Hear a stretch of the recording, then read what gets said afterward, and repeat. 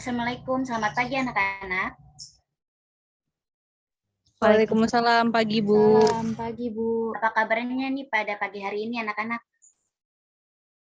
Alhamdulillah baik, Bu. Baik, sebelum memulai pelajaran hari ini, alangkah baiknya kita berdoa terlebih dahulu. Ketua kelas, tolong pimpin doanya ya. Baik, Ibu. Mari teman-teman dan Ibu Guru kita berdoa terlebih dahulu. Berdoa dimulai.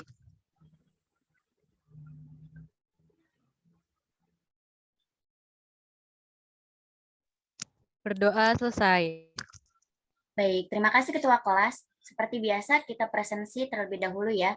Anak-anak wajib menyalakan kameranya. Ratu Fahreza Liana, Hadir, Bu.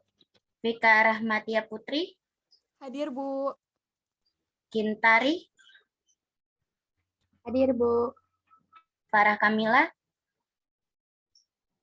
Hadir, Bu. Alhamdulillah, semuanya hadir ya tanpa ada yang terlambat. Ketua kelas atau wakilnya boleh tolong bantu Ibu share screen ya, materinya yang sudah Ibu kirim di grup. Pada hari ini kita akan membahas materi baru, tetapi Ibu ingin mencoba mereview materi sebelumnya. Siapa yang ingat dokumen sumber di dalam perusahaan manufaktur biasanya berupa apa saja nih? Yang berani menjawab akan Ibu berikan nilai tambahan. Bu, saya Ibu. Ya, silakan Vika. Dokumen sumber jualan, kemudian ada bukti kas keluar, bukti kas masuk, dan bukti memorial.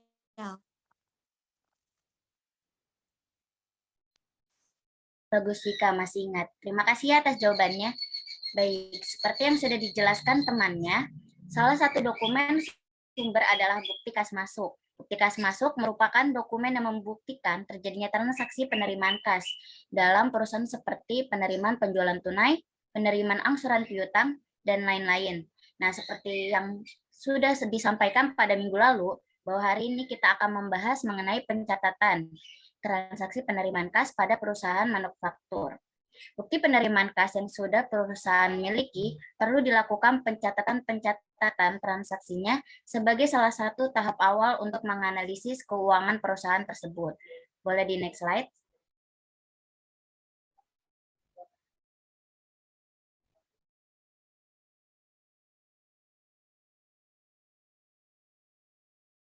Nah, di sini ada peta konsep, yaitu apa sih yang kita akan membahas materi pada hari ini. Nah, dari transaksi penerimaan kas ini kita akan mempelajari definisi, manfaat pencatatan, jenis-jenis dari penerimaan kas, sistem pencatatan, format jurnal khusus, contoh soal, dan terakhir kuis. Nah, karena di akhir ya ada kuis, jadi Ibu ingin anak-anak bisa menyimak materinya dengan baik. Boleh next slide.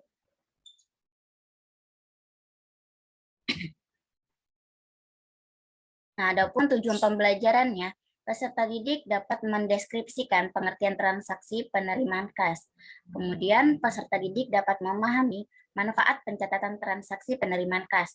Kemudian, peserta didik dapat mengklasifikasi jenis-jenis transaksi penerimaan kas. Dan yang terakhir, peserta didik dapat membuat jurnal mengenai transaksi penerimaan kas. Boleh di next slide. Nah, sebelum kita membahas lebih lanjut, kita harus mengetahui dulu konsep dasarnya. Boleh di next slide. Nah, di sini konsep dasarnya yang pertama, transaksi penerimaan kas pada perusahaan manufaktur merupakan transaksi perusahaan yang mengakibatkan adanya aliran kas masuk ke perusahaan. Untuk mengelola transaksi tersebut, perlu memahami jenis-jenis transaksi yang mengakibatkan kas masuk dan dokumen transaksi yang diperlukan. Jurnal penerimaan kas adalah sebagai alat bantu pencatatan dalam transaksi pendapatan atau penerimaan uang dari penjualan tunai, baik secara langsung maupun penerimaan piutang secara tidak langsung. Boleh di next slide. Kemudian ada manfaat. Boleh di next slide. Nah, kemudian ada manfaat pembuatan jurnal penerimaan kas. Yang pertama, memudahkan pengelolaan dan pengawasan arus atau aliran keuangan perusahaan. Yang kedua, pencatatan data jauh lebih mudah, detail, dan rapi. Yang ketiga, memiliki informasi keuangan yang lengkap, sistematik, dan akurat untuk dijadikan laporan keuangan sebagai dasar dari setiap kebijakan. Yang keempat, meminimalisir kesalahan pencatatan transaksi dan keuangan, karena setiap jenis transaksi disertai bukti yang dapat dipertanggungjawabkan. Yang kelima, mencegah perubahan data. Yang keenam, adanya pembagian kerja yang memberikan efektivitas bagi setiap divisi atas bagiannya. Yang ketujuh, pembuatan laporan keuangan secara berkala, jadi lebih mudah. Yang kedelapan, mempermudah pengecekan kondisi keuangan. Dan yang terakhir, menjadi tolak ukur atau bahan pertimbangan dalam membuat rencana bisnis ke depannya. Lalu di next slide. Nah, kemudian ada jenis-jenis transaksi. Nah, Ibu sekarang mau tanya nih, siapa yang tahu jenis transaksi penerimaan kas itu ada apa saja sih? Yang menyimak penjelasan Ibu dari awal pastinya bisa nih. Saya Bu. Ya, Tari silakan. Ya Bu, jenis transaksi itu ada 3 ya Bu. Penjualan tunai, penerimaan piutang, dan penerimaan kas lainnya.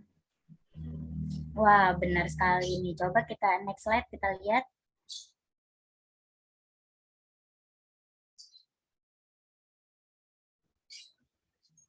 Nah, benar ya, sesuai yang disampaikan oleh Tari. Baik, terima kasih atas jawabannya ya, Tari. Nah, di sini jenis transaksi ini ada 3. Yang pertama itu ada penjualan tunai, kedua penerimaan piutang, dan yang ketiga penerimaan kas lainnya. Penjualan tunai yaitu transaksi atas penjualan produk yang telah selesai dikerjakan kepada konsumen secara tunai, yaitu on cash. Yang kedua, penerimaan piutang, yaitu transaksi penerimaan piutang atas penjualan kredit hasil produknya pada masa lalu. Yang ketiga, penerimaan kas lainnya, yaitu penerimaan kas perusahaan yang disebabkan bukan karena penjualan hasil produksinya. Contohnya itu ada penerimaan dividen saham, penjualan aset tetap, jasa sewa, pendapatan bunga, dan lainnya. Boleh di next slide.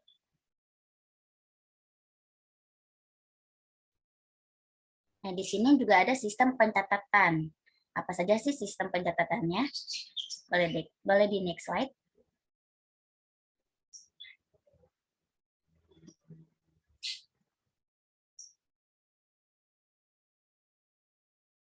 Nah, di sini sistem pencatatan itu ada 2 macam, yaitu sistem periodik dan sistem perpetual. Sistem periodik ini tidak dicatat dalam akun persediaan barang jadi, namun dicatat dalam akun penjualan, sehingga pada akhir periode diperlukan penyesuaian untuk akun persediaan barang jadi.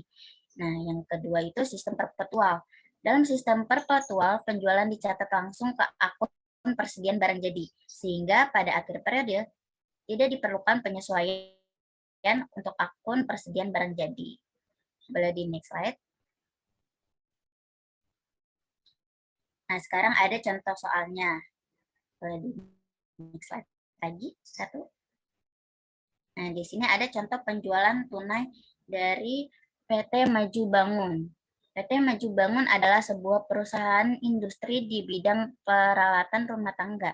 Pada tanggal 12 Juli 2021, perusahaan menjual secara tunai hasil produksinya kepada konsumen sebanyak 140 unit, di mana per unitnya 300.000. Harga pokok produksi per unitnya 260.000 dengan bukti transaksi PKM 07025. Nah, untuk pencatatan ke dalam buku jurnal umum sistem periode, akunnya itu hanya kas dan penjualan, di mana 42 juta ini didapat dari 140 dikali 300.000.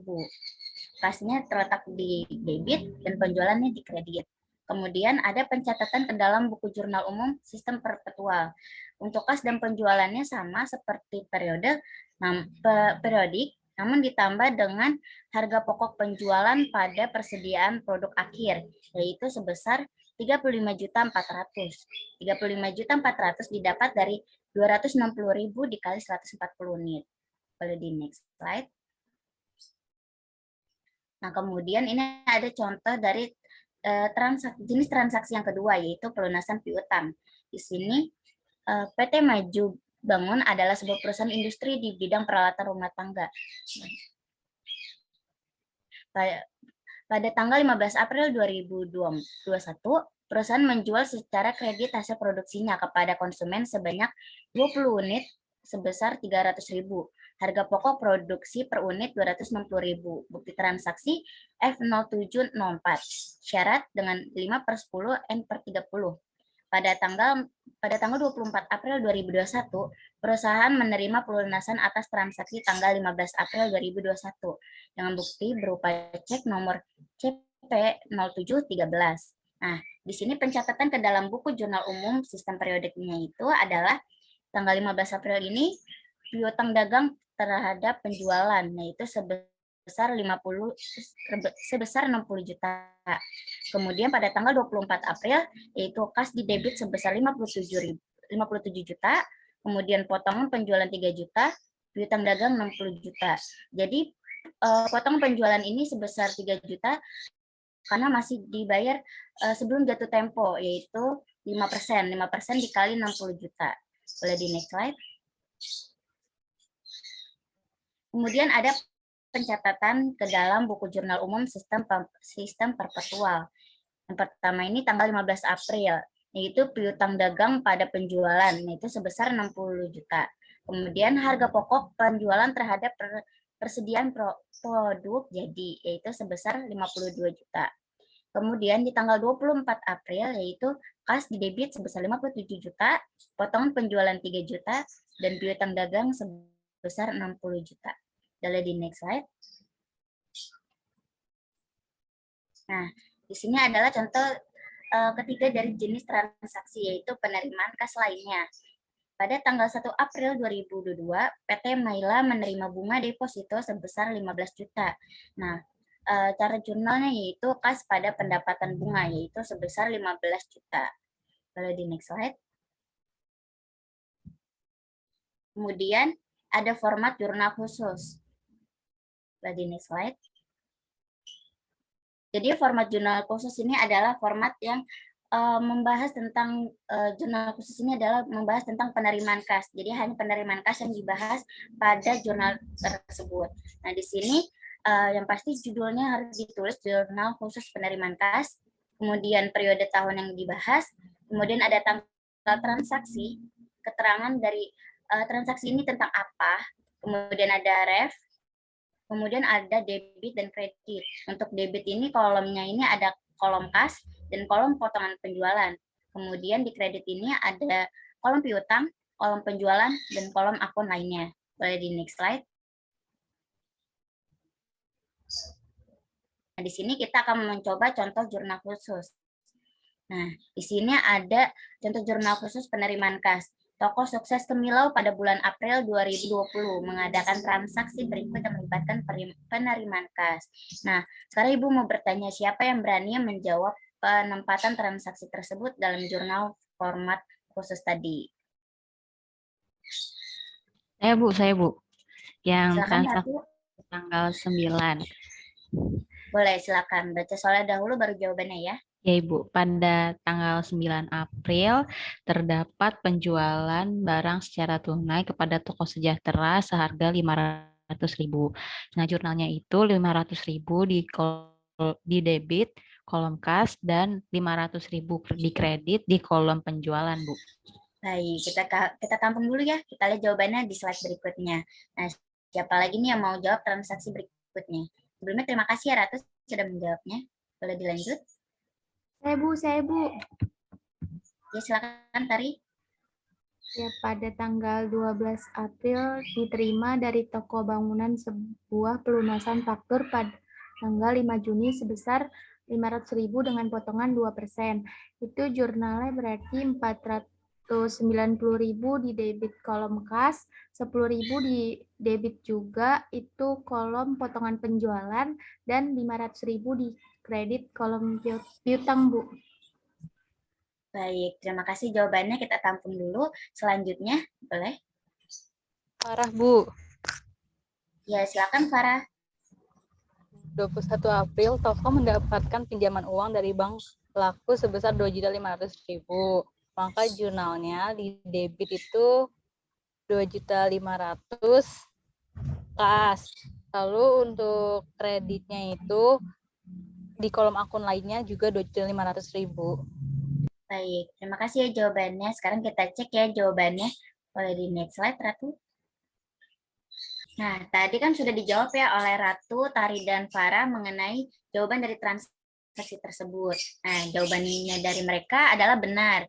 Di tanggal 9 April ini penjualan tunainya itu kas sebesar 500.000 di debit. Dan di kreditnya ada penjualan sebesar 500.000. Kemudian tanggal 12 April dengan keterangan toko bangunan, di kreditnya ini ada piutang 500.000.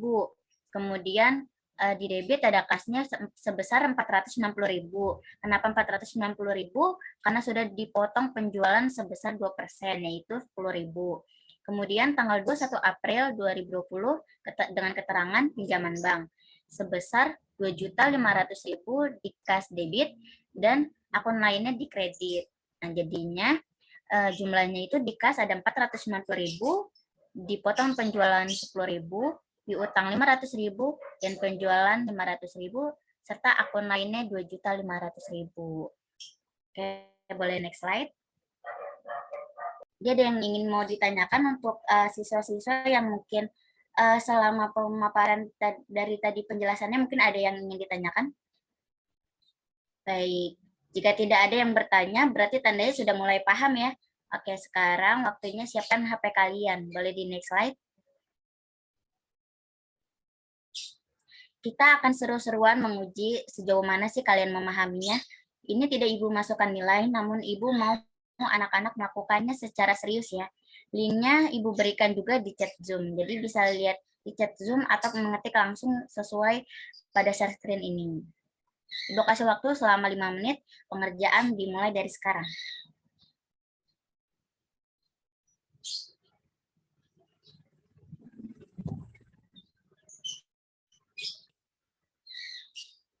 Nah, bagaimana anak-anak hasilnya? Pada betul berapa aja nih? Benar Saya betul semua, Bu. Saya betul 4, Bu. Wah, alhamdulillah ya, pada banyak yang benar jawabannya. Tandanya kalian telah menyimak materinya dengan baik. Sekarang Ibu ingin nih satu orang perwakilan untuk mencoba menyimpulkan kegiatan pembelajaran hari ini. Adakah yang bersedia? Saya, Bu, bersedia. Ya, silakan Vika.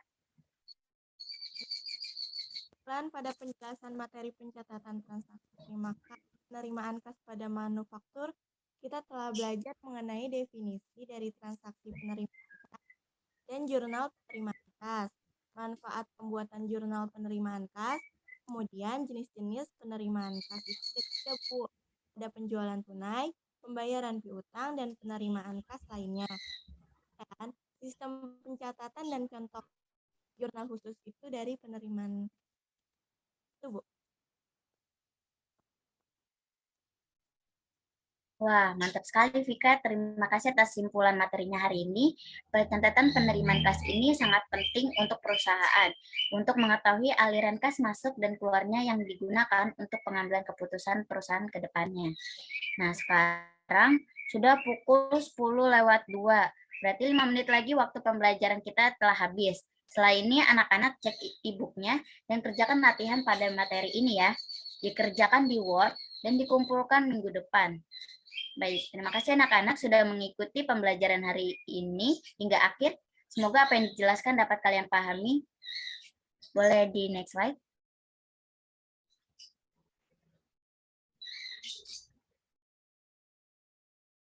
Nah, terima kasih dan tetap semangat ya teman-teman dan anak-anakku semua. Ketua kelas silakan pimpin doanya. Baik, Bu Koi. Mari teman-teman kita semua berdoa menurut agama dan kepercayaan masing-masing. Berdoa dimulai.